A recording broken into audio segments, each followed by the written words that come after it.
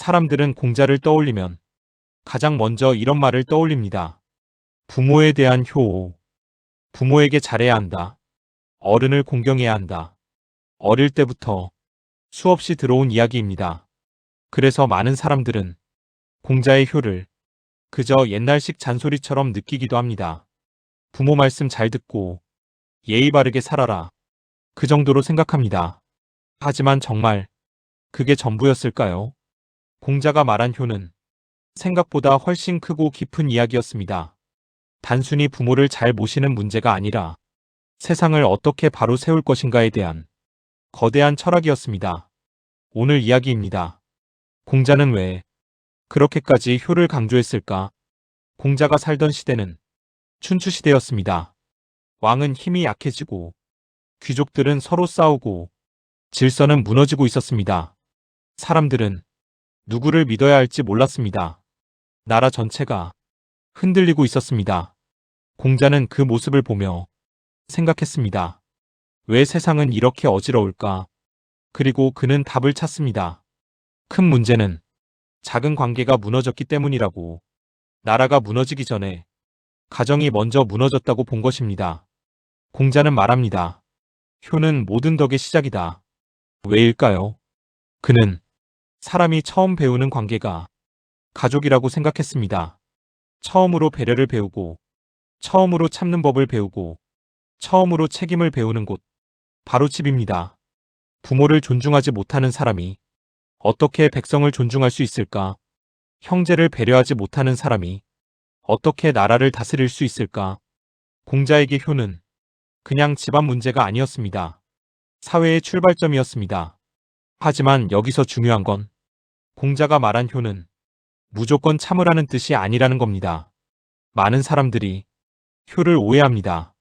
그냥 부모 말이면 무조건 따라야 한다고 생각합니다. 하지만 공자는 그렇게 말하지 않았습니다.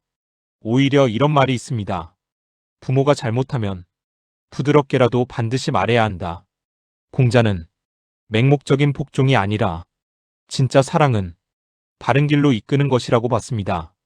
그냥 참고 무조건 따르는 것이 아니라 존중 속에서도 옳은 말을 할 수 있어야 한다는 것입니다. 이 부분이 현대인에게 가장 중요합니다. 우리는 종종 효를 부담으로 느낍니다. 경제적인 책임, 감정적인 거리, 세대 차이, 가족인데 가장 어려운 관계가 되기도 합니다. 사랑하지만 상처도 가장 많이 받는 관계. 그래서 묻게 됩니다. 나는 정말 잘하고 있는 걸까? 공자는 아마 이렇게 말했을 겁니다. 완벽한 효를 하라는 게 아니라 관계를 쉽게 포기하지 말라고. 서로 이해하려는 마음, 존중하려는 태도, 그것이 시작이라고. 효는 큰 희생이 아니라 작은 마음에서 시작됩니다. 한 번 더 전화하는 것, 조금 더 들어주는 것, 늦었지만 괜찮냐고 묻는 것. 어쩌면 그게 가장 어려운 일이기도 합니다. 흥미롭게도 공자는 정치도 효에서 시작된다고 믿었습니다. 좋은 리더는 좋은 자식이어야 한다고 봤습니다. 왜냐하면 가까운 사람을 소중히 여기지 못하는 사람이 멀리 있는 사람을 진심으로 돌볼 수는 없다고 생각했기 때문입니다. 결국 리더십도 인간관계도 출발은 같습니다. 사람을 사람으로 대하는 것. 혹시 요즘 가족과 조금 멀어져 있나요? 마음은 있는데 표현이 서툴고 연락은 해야 하는데 괜히 어색한가요? 괜찮습니다. 우리 모두 그렇습니다. 가장 가까운 사람에게 가장 서툰 법이니까요. 공자가 말한 효는 완벽한 자식이 되라는 말이 아닙니다. 좋은 사람이 되라는 말입니다. 내 곁에 사람을 당연하게 여기지 않는 사람, 익숙함 속에서도 감사를 잊지 않는 사람, 그 사람이 결국 세상도 더 따뜻하게 만듭니다. 인생은 거대한 성공보다 가까운 사람을 어떻게 대하느냐로 더 많이 기억됩니다. 오늘 조금 늦었더라도 괜찮습니다. 한번 안부를 물어보는 것.